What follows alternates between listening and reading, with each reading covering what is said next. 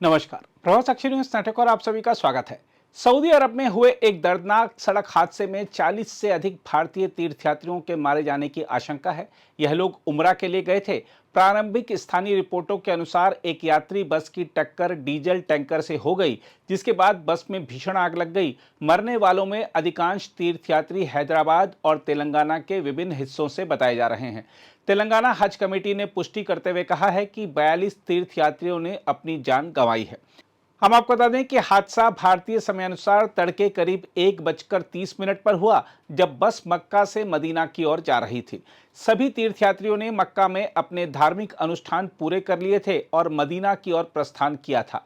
अधिकांश यात्री उस समय बस में सोए हुए थे। प्रारंभिक जानकारी के अनुसार 20 महिलाएं और 11 बच्चे इस दुर्घटना के पीड़ितों में शामिल हैं।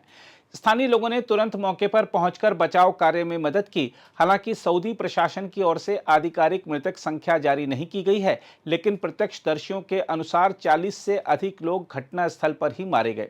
उधर घटना की जानकारी मिलने के बाद तेलंगाना के मुख्यमंत्री रेवंत रेड्डी ने गहरा दुख व्यक्त किया।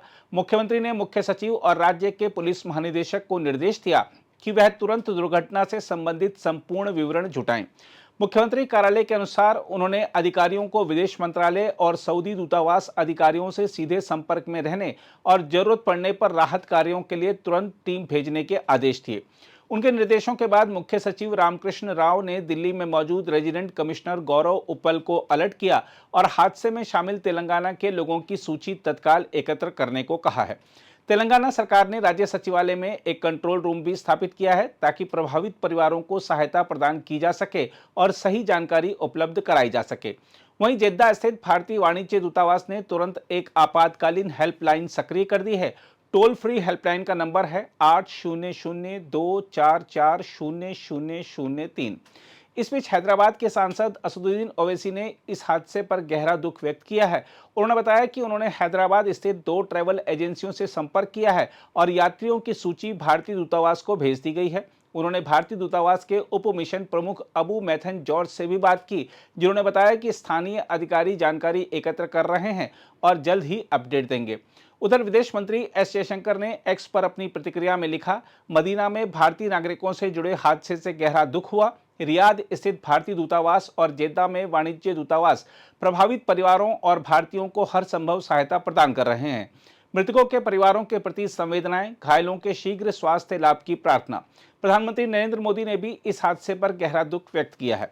देखा जाए तो सऊदी अरब में हुए इस भीषण हादसे ने न केवल कई परिवारों को शोक में डुबो दिया है, बल्कि एक बार फिर अंतर्राष्ट्रीय धार्मिक यात्राओं में सुरक्षा मानकों की अनदेखी को रेखांकित किया है। हर वर्ष लाखों भारतीय उम्रा और हज यात्राओं पर सऊदी अरब जाते हैं। ऐसे में परिवहन सुरक्षा, वाहनों की गुणवत्ता और ड्राइवरों की निगरानी जैसे मुद्दे सर्वोपरि हैं। यह दुर्घटना कई सवाल भी छोड़ जाती है। सवाल है कि क्या बसों की तकनीकी जांच नियमित रूप से होती है? क्या रात्रिकालीन यात्रा के दौरान सुरक्षा प्रोटोकॉल का पालन किया जाता है? क्या इतनी बड़ी संख्या में यात्रियों को सुरक्षित ले जाने के लिए पर्याप्त आपातकालीन व्यवस्थाएं मौजूद थीं? देखा जाए तो भारत और सऊदी अरब के बीच बढ़ते राजनयिक और आर्थिक संबंधों के बीच अब यह भी जरूरी हो गया है कि दोनों देश तीर्थ यात्रा सुरक्षा ढांचे को और मजबूत करें। यात्रियों की सूची, उनकी पहचान, ट्रैवल एजेंसियों की प्रामाणिकता और आपातकालीन प्रतिक्रिया प्रणाली को अधिक पारदर्शी और तेज बनाया जाना चाहिए। तेलंगाना सरकार द्वारा कंट्रोल रूम स्थापित करना और भारतीय वाणिज्य दूतावास द्वारा 24x7 हेल्पलाइन शुरू करना प्रशंसनीय कदम है, लेकिन दीर्घकालिक समाधान इससे आगे जाने की मांग करता है। यह हादसा हमें यह भी याद दिलाता है कि अंतर्राष्ट्रीय यात्रा में हमारी जिम्मेदारियां केवल टिकट और वीजा तक सीमित नहीं हैं। जिन परिवारों ने अपने प्रियजनों को खो दिया है, उनके लिए यह अपूरणीय क्षति है। ऐसे समय में भारत सरकार का कर्तव्य है कि वह न केवल तत्काल राहत प्रदान करे, बल्कि सऊदी प्रशासन के साथ मिलकर भविष्य में ऐसी घटनाओं को रोकने के लिए कठोर कदम भी उठाए। बहरहाल, यह घटना एक चेतावनी है कि तीर्थ यात्रा हो या सामान्य यात्रा, सुरक्षा सर्वोच्च प्राथमिकता होनी चाहिए। यात्रियों की सुरक्षा किसी भी धार्मिक कर्तव्य से कम महत्वपूर्ण नहीं है। सऊदी अरब और भारत दोनों को मिलकर यह सुनिश्चित करना होगा कि ऐसी त्रासदियां दोबारा ना दोहराई जाएं। खैर, आइए देखते हैं क्या कह रहे हैं श्रद्धालुओं के परिजन। हम लोग के 7 मेंबर से टोटल 20 मेंबर से वो लोग गए। सो हमारे साड़ू के दोस्त वगैरह वो लोग भी थे। उसमें 7 जने हमारे फैमिली के, हमारे ससुरे है, हमारे साड़ू है, साली है और बच्चा है उनका, और एक साड़ू 8 दिन पहले गए थे। Last week Almakka travels. क्या प्राइस था एक आदमी का? 96,000 कुछ था। आपको हादसा के बारे में कैसा मालूम? सुबह मालूम हुआ, बच्चा जो था एक उनका बच्चा जो है उन्हें कूद गया था बस से, ड्राइवर के साथ उन्हें कूद गया। एक ही इलाके के यहाँ जिरा नटराज नगर, जिरा आसिफ नगर, जिरा में रहते। 20 मेंबर्स थे वो लोग पूरे। एक ही फैमिली के? नहीं, एक ही फैमिली के न होते, एक ही फैमिली। मोहम्मद शोएब 25। उनका कैसा है? वो उनका भी नहीं मालूम है, इंजर्ड है बल्कि खाली बस। आप क्या चाह रहे हैं? अपना क्या चाह रहे हैं? हुकूमत से क्या चाह रहे हैं, जल्द से जल्द यहाँ जो जाने वाले कार्रवाई करके अगर लाना मुनासिब है तो लाने की कोशिश करिए, यहाँ पे लाने की, नहीं तो फिर वहीं होगा तो वहीं कर देंगे। जाना चाह रहे हैं वहाँ से? यहाँ से बच्चे जाना चाह रहे हैं, हम लोग बच्चे को भिजा रहे हैं, 4-5 जनों जो जा रहे हैं, फैमिली के मेंबर जा रहे हैं, 5 जनों को भिजाने की जल्द से जल्द कार्रवाई करके भिजाए तो अच्छा। एजेंट कौन है ये? एजेंट क्या नाम, ट्रैवल्स ट्रैवल्स वाले वही बोल रहे मैं भिजा तो, अगर जाना चाह रहे हैं तो अपना भिजा तो मैं कार्रवाई करता हूँ पूरी बोल के बोले, जल्द से जल्द वीजा लगा के कार्रवाई करके। तो कहाँ से कहाँ जा रहे थे लोग? मक्के से मदीना जा रहे हैं, मक्के में उम्रा हो गया, उसके बाद मदीने की ज़ियारत के लिए जा रहे थे। 25 हादसा ये है? रात में यहाँ के 11:30-12 बज रहे थे। फोन शोएब, मोहम्मद शोएब जो है फोन करे, उन्होंने फोन करके बताया। जो है हमारे हैदराबाद से एक काफिला 45 to 46 मेंबर का मतलब हैदराबाद से उम्रे के लिए गया हुआ था मक्का मुकर्रमा सऊदी अरबिया।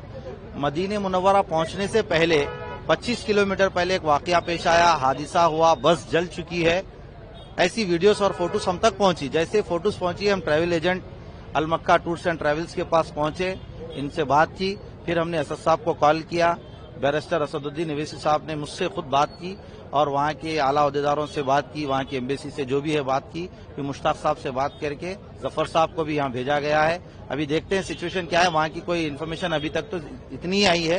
अब हम जाने के लिए कोशिश कर रहे हैं। हुकूमत तेलंगाना से हमारी गुजारिश है कि हमारे जल्द से जल्द वीजे लगवा कर इमीडिएटली हमको सऊदी अरबिया भेजा जाए। मेरी फैमिली के 7 मेंबर्स है, बोल चुका हूँ मैं, जिसमें से 3 जो है लेडीज है, 4 जेंट्स है उसके अंदर। कोई बच्चे तो नहीं थे, ज्यादातर सब बड़े ही थे उसके अंदर। कोई इंजर्ड हुआ? अभी कोई इन्फॉर्मेशन हॉस्पिटल की नहीं है हमारे पास, ना ऑफिशियली है ना नॉन ऑफिशियली है। जो भी है वीडियोस आए हैं, वो वीडियोस की बेस पे हम उस पर बैठे हुए हैं। अगर आप भी लेना चाहते हैं देश दुनिया की तमाम जानकारी तो आज ही सब्सक्राइब करें हमारे चैनल को। साथ ही नीचे दिए बेल आइकन को जरूर दबाएं ताकि हर अपडेट आप तक पहुंच सके।